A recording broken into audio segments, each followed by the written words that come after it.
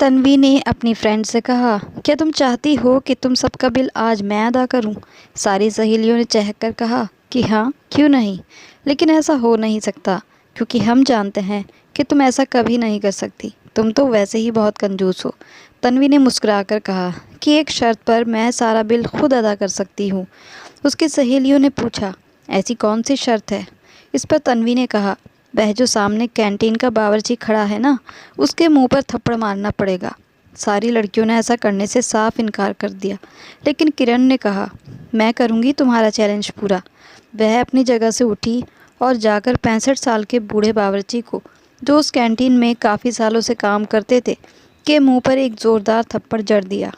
Canteen में मौजूद सभी लोग किरण की इस हरकत पर हैरान थे और एक लड़के ने तो किरण को डांट कर कहा कि तुम आखिर ऐसा क्यों किया? तुम्हें ऐसा करते हुए ज़रा शर्म नहीं आई? यह इंसान तुम्हारे पिता की उम्र के थे और तुमने उनके मुंह पर थप्पड़ मारा। इस पर किरण ने ड्रामा करते हुए कहा, यह इंसान सुबह से मुझे घूर रहा है। मैंने इसे प्यार से समझाया कि ये ऐसी हरकतें ना करे, लेकिन ये अपनी हरकतों से रुकता नहीं और मुझे लगातार खा जाने वाली नज़रों से घूरे जा रहा था। इसीलिए मुझे इसे सबक सिखाना पड़ा। बूढ़ा बावर्ची किरण के इस झूठ पर हैरान हो गया। उसने किरण से तो कोई बहस नहीं की, लेकिन सिसकियां लेकर रोने लगा। घर जाकर उसने अपने बेटे को बताया कि कॉलेज की एक लड़की ने उस पर झूठा इल्ज़ाम लगाया है और सबके सामने उसके मुंह पर थप्पड़ मारा। बेटा, ये ज़िंदगी में पहली बार हुआ है कि किसी लड़की ने मेरे साथ ऐसा किया। मुझे इस बात का बहुत दुख है। बावर्ची के बेटे ने अपने पिता से वादा किया कि मैं आपकी बेइज्जती का बदला ज़रूर लूँगा। उसने बहुत कोशिशों के बाद किरण के साथ शादी की। शादी के पहले दिन ही दूल्हा ने जो किया, उसने किरण के होश उड़ाकर रख दिए। आज किरण फिर जल्दी में थी और अपनी माँ पर चिल्ला रही थी कि जल्दी से नाश्ता दे दो, मुझे कॉलेज के लिए देर हो रही है। अगर आज फिर बस निकल गई तो मुझे रिक्शा से कॉलेज जाना पड़ेगा। उसने जल्दी से नाश्ता किया और फिर भागते हुए बाहर निकल गई, लेकिन वही हुआ जिसका डर था। आज फिर उसकी कॉलेज की बस जा चुकी थी, लेकिन आज किसी भी हाल वह क्लास मिस नहीं कर सकती थी, क्योंकि एक ज़रूरी टेस्ट था और टेस्ट में उसका एब्सेंट होने का मतलब उसे पेनल्टी देनी पड़ती। इसीलिए उसने जल्दी से रिक्शा किया और कॉलेज की तरफ निकल गई। किरण के पिता अपनी बीवी को डांट रहे थे, मैंने कितनी बार तुमसे कहा कि मेरी बेटी को कॉलेज जाने का वक्त होता है, इसीलिए नाश्ता जल्दी बनाया करो। जिस पर उसकी पत्नी ने चिल्लाकर जवाब दिया, अगर मैं नाश्ता वक्त से पहले बना दूं तो वे कहती है कि ठंडा हो गया। ऐसा करिए, अपनी लाडली बेटी के लिए किसी नौकरानी का इंतज़ाम कर लीजिए जो उसे वक्त पर खाना तैयार करके दे दे।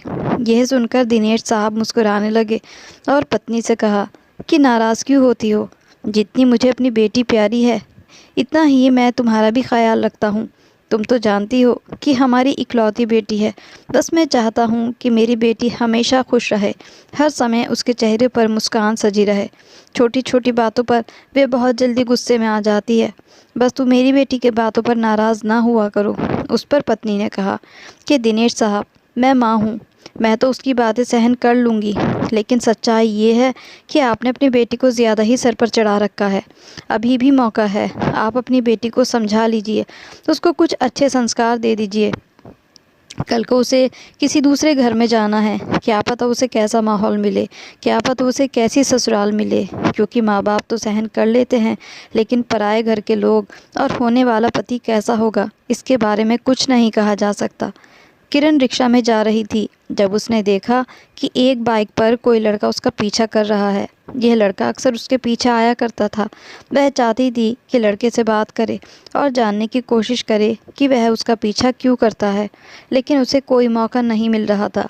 किरण ने इशारों इशारों से ही लड़के से उसका नंबर मांगा तो लड़का बहुत खुश हो गया। उसने जेब से एक पर्ची निकाली और फिर रिक्शा की सीट पर फेंक कर चला गया। किरण के पास इस लड़के का नंबर आ चुका था। किरण उस लड़के को सबक सिखाना चाहती थी, लेकिन अपने तरीके से। किरण ने उसे कॉल की, उसे बताया, मैं वही लड़की हूँ जिसका तुम दिन रात पीछा करते हो। यह सुनकर लड़का बहुत खुश हुआ। फिर किरण ने उस लड़के से उसका नाम पूछा तो उसने कहा, मेरा नाम साहिल है, मैंने आपको कॉलेज के गेट पर देखा था और आपको बहुत पसंद करता हूँ, आपसे दोस्ती करना चाहता हूँ। किरण ने कहा, मैं लड़के और लड़की की दोस्ती के बिल्कुल भी फेवर में नहीं हूँ। हाँ, अगर तुम मुझसे शादी करना चाहते हो तो बताओ। यह सुनकर वह लड़का साहिल कहने लगा, क्यों नहीं, आप मेरी ज़िंदगी में आ जाएं तो ये मेरी खुशकिस्मती होगी।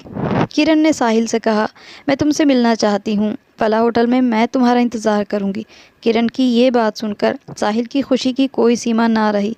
पिछले 2 साल से वह जिस लड़की का पीछा कर रहा था, आज वह लड़की खुद उससे मिलना चाह रही थी। इससे बड़ी खुशी उसके लिए और क्या हो सकती थी। साहिल बताए गए एड्रेस पर पहुंचा तो किरण उससे पहले वहां पहुंच चुकी थी। वह सामने वाली सीट पर बैठ गया।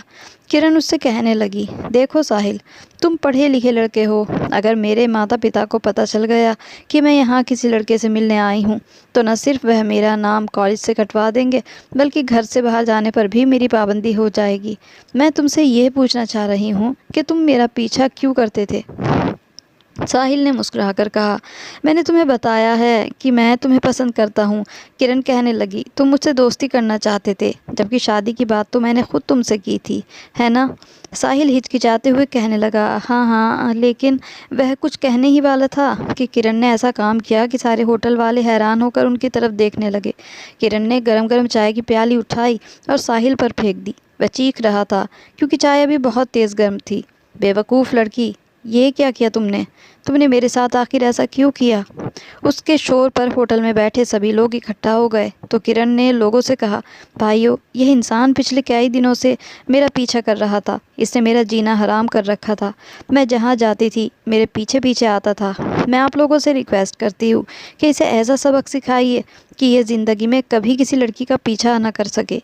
ऐसे मौक़ों पर तो हर कोई भाई बनने के लिए तैयार ही रहता है। इसीलिए वहाँ के लोगों ने इस मौके का खूब फ़ायदा उठाया और साहिल की जमकर पिटाई कर दी। इतना मारा कि उसके जिस्म का कोई हिस्सा बाकी नहीं था जहाँ पर उसे चोट ना लगी हो। किरण ने लोगों के शुक्रिया अदा किया और दिल में सोचने लगी कि आगे से ज़िंदगी में कभी ये किसी लड़की का पीछा तो नहीं करेगा, या फिर कम से कम मेरे पीछे तो अब कभी नहीं आएगा। उसने अपनी तरफ से साहिल को सबक तो सिखा दिया था, मगर साहिल अपनी बेइज्जती कैसे भूलने वाला था। उसने फ़ोन पर किरण को धमकी दी कि मैं तुमसे बदला ज़रूर लूँगा, और ऐसा बदला कि तुम सारी ज़िंदगी याद रखोगी। घर जाकर किरण ने बड़े ही गर्व से अपने माता पिता को यह सारी बात बताई। पिताजी, आज मैंने एक लड़के को ऐसा सबक सिखाया कि वह ज़िंदगी भर याद रखेगा। मैंने उसकी पिटाई जमकर पिटाई करवाई, ऐसी पिटाई कि वह ज़िंदगी में कभी भूल नहीं पाएगा। वह तो यही समझ रही थी कि उसके पिता उसे शाबाशी देंगे, लेकिन दिनेश साहब तो यह सुनकर परेशान हो गए। उन्होंने परेशानी में बेटी से पूछा कि बेटी, कौन था वह, पर तुमने ऐसा आखिर क्यों किया? किरण ने अपने पिता से कहा कि मैंने आपको बताया ना, यह लड़का कई दिनों से मेरा पीछा कर रहा था। यह सुनकर दिनेश साहब को गुस्सा आ गया और बेटी से कहने लगे कि तुमने पहले मुझे क्यों नहीं बताया? तुमने इतनी बड़ी बात अपने पिता से छुपाई और ख़ुद ही इस बात का फ़ैसला कर लिया कि उस लड़के को कैसे सज़ा देनी है। तुम्हारी माँ ठीक ही कह रही थी बेटी, कभी कभी इतनी हिम्मत और बहादुरी नुकसान पहुंचा देती है, और मेरा तो ये मानना है कि लड़कियों को तो ज़्यादा बहादुरी किसी हाल नहीं दिखानी चाहिए, क्योंकि बहादुरी में वह कभी कभी अपनी इज्जत गंवा सकती हैं। अब वह लड़का खामोश नहीं बैठेगा, बल्कि पहले से ज़्यादा तुम्हें परेशान करने की कोशिश करेगा। जिस पर किरण अपने पिता को तसल्ली देने लगी कि पिताजी, आपको परेशान होने की ज़रूरत नहीं। ऐसे लोफर लड़के कभी किसी का कुछ नहीं बिगाड़ सकते। दिनेश साहब ने अपनी बेटी के सिर पर हाथ रखा और कहा, बेटी, मेरी एक बात हमेशा याद रखना, कभी भी कोई बड़ा फैसला करते समय अपने पिता को मत भूलना। मैं तुम्हारा पिता हूँ और ये बात तुम अच्छी तरह जानती हो कि मैं तुमसे कितना प्यार करता हूँ। अपना बहुत ख्याल रखा करो। ज़िंदगी में कभी कोई ऐसी हरकत मत करना जिसकी वजह से तुम्हें परेशानी का सामना करना पड़े। किरण मुस्कुराकर अपने पिता से कहती है कि आपकी बेटी को कुछ नहीं होगा, आपको परेशान होने की ज़रूरत नहीं। आज कॉलेज की कैंटीन में सारी लड़कियां जमा थीं। उन्होंने मज़े से लंच किया और फिर उसके बाद अपने अपने हिस्से के पैसे निकालने लगी।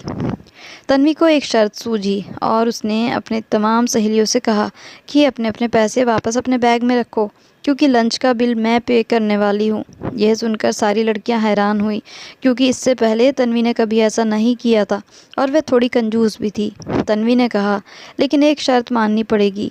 लड़कियां हैरान हुईं और एक दूसरे का मुंह देखने लगी। फिर तन्वी से कहा कि कौन सी शर्त?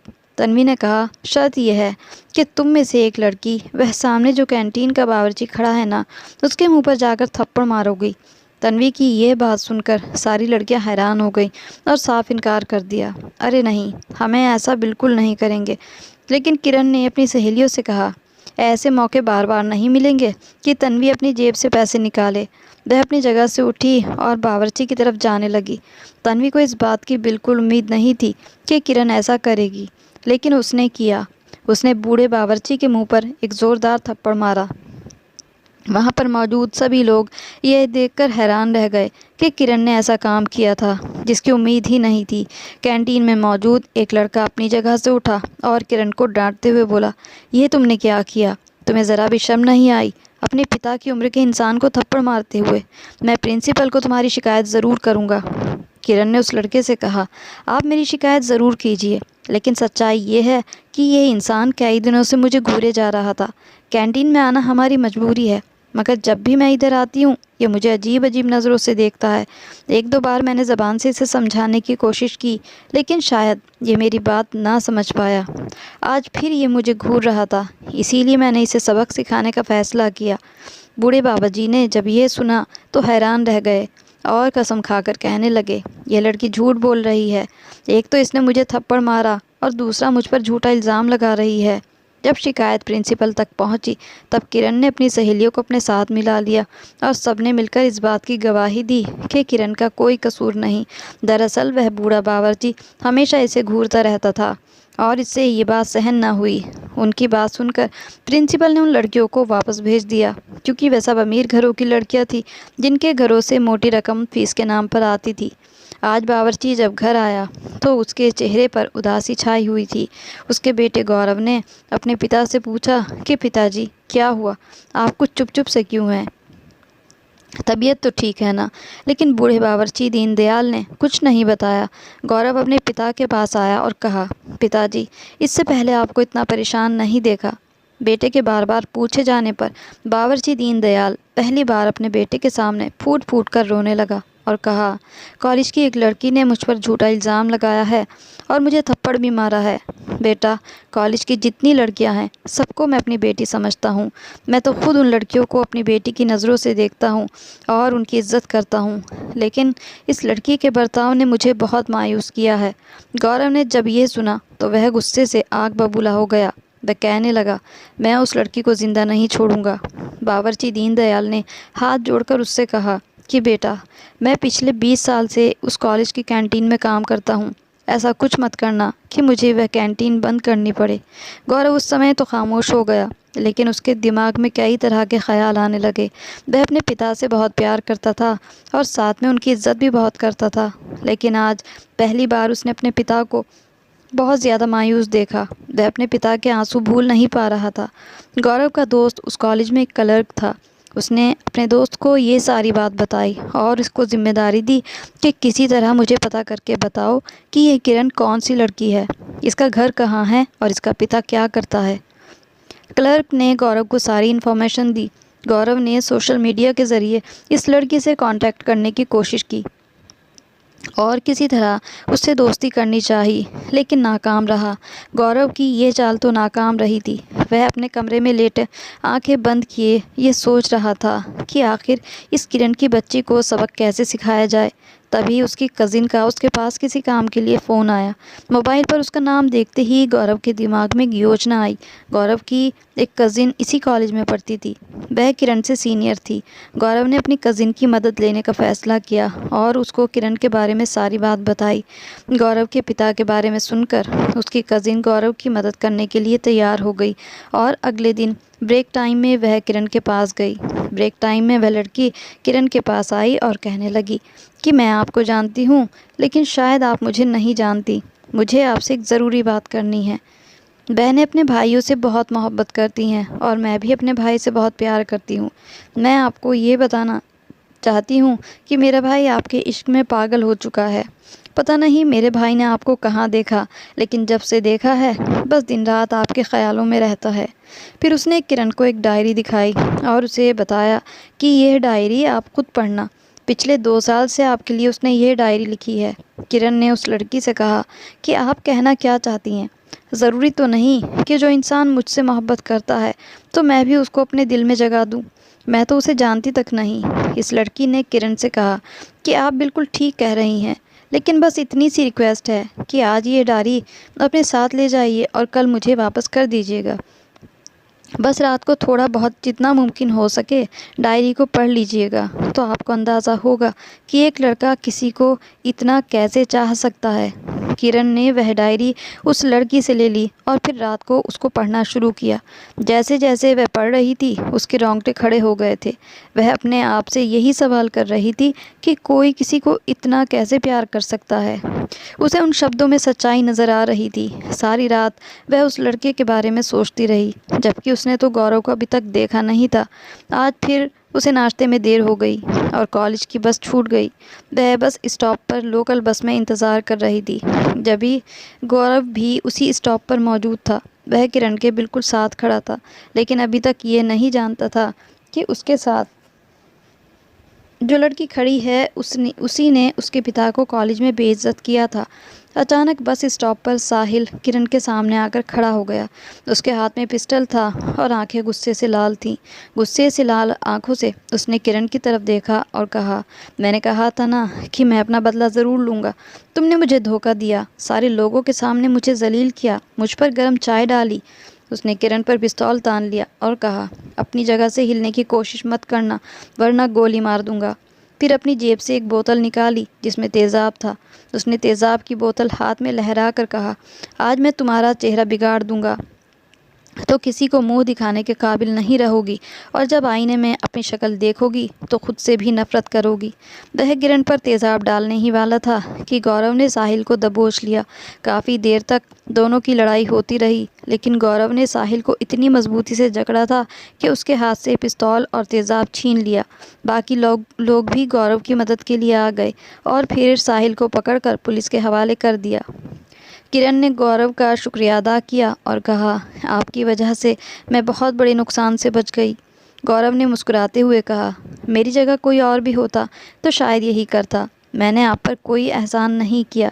किरण वहाँ से अपने कॉलेज चली गई और उस लड़की को डायरी वापस की और कहा, मैं मानती हूँ कि आपका भाई मुझसे बहुत मोहब्बत करता है, मगर मेरे दिल में कोई और बस चुका है। ऐसा लड़का जिसको पहली बार मैंने देखा।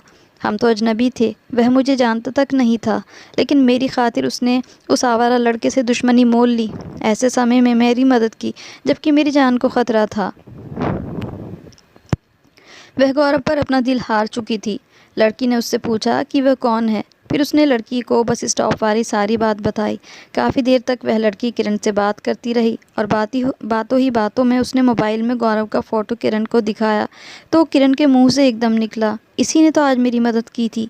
ये वही लड़का है। जब उसे पता चला कि डायरी लिखने वाला और बस स्टॉप पर उसकी मदद करने वाला गौरव एक ही इंसान है, तब वह गौरव पर फिदा हो चुकी थी। वह उसके सपनों का शहज़ादा बन चुका था। उसने गौरव की कज़िन से कहा, मैं गौरव से मिलना चाहती हूँ, और फिर उस लड़की ने गौरव से किरण की मुलाकात करवाई।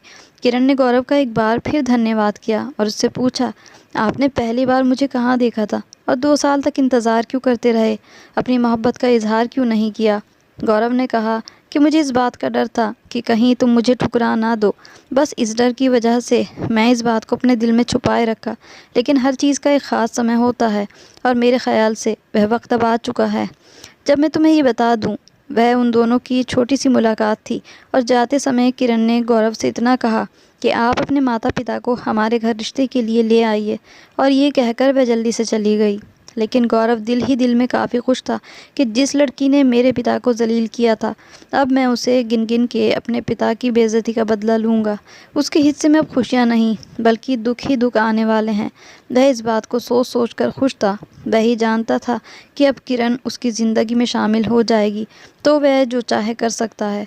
गौरव की किरण के साथ शादी पक्की हो गई, लेकिन किरण को अभी तक ये पता नहीं था कि गौरव उसकी कॉलेज कैंटीन में काम करने वाले बावर्ची दीनदयाल का बेटा है। क्योंकि शादी किरण की मर्ज़ी से हो रही थी, इसीलिए उसके माता पिता ने ज़्यादा छानबीन नहीं की। उन्होंने गौरव को देखते ही पसंद कर लिया। क्योंकि वह एक मल्टीनेशनल कंपनी में जॉब करता था और अपने पिता को उन लोगों के सामने नहीं लाया और बहाना बना दिया कि मेरे पिता बाहर बिजनेस करते हैं, सिर्फ शादी वाले दिन ही वह आएंगे। शादी वाले दिन किरण गौरव के पिता को देख नहीं पाई थी, क्योंकि गौरव ने अपने पिता से कहा हुआ था कि बस आप किरण के सामने मत जाना, किसी तरह भी अपना चेहरा उससे छुपाए रखना। और जब किरण अपनी ससुराल पहुंची तो सभी औरतें उसे घेरे हुए थी। शादी की पहली रात किरण अपने कमरे में बैठी हुई गौरव का इंतज़ार कर रही थी, जबकि गौरव ने अपना मोबाइल ऑफ किया और फिर घर से बाहर चला गया। सारी रात वह घर से बाहर रहा, जबकि किरण कमरे में अकेली बैठी रही। सुबह हुई तो वह घर वापस आया तो किरण ने बेचैन होकर पूछा कि आप कहाँ चले गए थे। गौरव ने बड़ी ही बेरुखी के साथ कहा, मैं अपने दोस्तों के साथ था। किरण को गौरव का यह बर्ताव बुरा लगा, लेकिन वह खामोश रही। अभी थोड़ी देर ही गुजरी थी कि गौरव ने किरण से कहा कि मेरे घर से अभी के अभी निकल जाओ, जल्दी जाओ, वरना मैं धक्के देकर तुम्हें घर से निकाल दूंगा।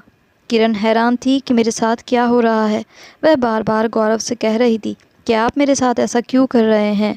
गौरव ने जवाब दिया, क्योंकि तुम एक बदतमीज़ लड़की हो और तुमने मेरे पिता को थप्पड़ मारा था। सच तो ये है कि मैंने शादी भी तुमसे इसीलिए की कि तुम्हारी खुशियों को आग लगा दूंगा और शादी के दूसरे दिन ही तुझे तलाक दे दूंगा। तुम यहाँ से चली जाओ, शाम तक तलाक के कागज़ भी पहुँच जाएंगे। यह सुनकर तो किरण के पैरों तले ज़मीन निकल गई। उसने तो कभी सोचा भी नहीं था कि उसके कॉलेज कैंटीन के बावर्ची गौरव के पिता होंगे। यह सच्चाई जैसे ही उसके सामने आई तो उसके रोंगटे खड़े हो गए। अब उसे एहसास हो रहा था कि उसने कितनी बड़ी गलती की थी। किरण घर जाने के बजाय सीधे गौरव के पिता के पास गई, उनके पैरों में गिर गई, रो रो कर उनसे माफ़ियाँ मांगने लगी। गौरव के पिता अपनी जगह पर ही बैठे रहे और किरण यही समझते हुए वहाँ से चली गई कि शायद उसकी गलती इतनी बड़ी थी कि कोई उसे माफ़ नहीं कर रहा था। जहाँ वह अपनी गलती पर शर्मिंदा थी और अपनी गलती पर पछता रही थी, वहीं बार बार वह गौरव के बारे में सोच रही थी। वह गौरव को खोना नहीं चाहती थी, उसे डर था। इसी डर के साथ वह जी रही थी कि गौरव हाथ में तलाक के पेपर्स लेकर उसके घर आएगा। लेकिन 1 महीने तक ना गौरव उसे लेने आया, ना उसके पिता आए और ना ही कोई तलाकनामा आया। उसे अपने पिताजी के घर आए 3 महीने गुजर चुके थे। उसके पिता ने भी गौरव और उसके पिता से बात करने की कोशिश की थी, लेकिन गौरव के पिता ने साफ कह दिया था कि मैं अपने बेटे की मर्ज़ी के ख़िलाफ़ कैसे जा सकता हूँ। किरण की माँ अपने पति को कहती रहती थी, मैंने कहा था ना कि अपनी बेटी को इतना सर पर मत बिठाओ, इसको कुछ अच्छे संस्कार दे दो, नहीं तो कल को पछताना ना पड़े। देख लिया इसकी गलतियों का अंजाम। किरण को रह रह कर अपनी गलतियों का एहसास हो रहा था और आज उसे अपने माता पिता की कही गई हर बात सही लग रही थी। लेकिन अब क्या हो सकता था। कई बार उसने गौरव को फ़ोन मिलाया, अब तो गौरव का नंबर भी स्विच ऑफ जा रहा था। किरण गुमसुम सी अपने कमरे में लेटी हुई थी कि अचानक उसके कानों में अपनी माँ की आवाज़ आई कि जल्दी आओ किरण, देखो कौन आया है। किरण ने उठकर देखा तो सामने गौरव खड़ा था और उसके साथ उसके पिता भी थे। आज गौरव महीनों बाद अपने पिता के साथ उनके घर आया था।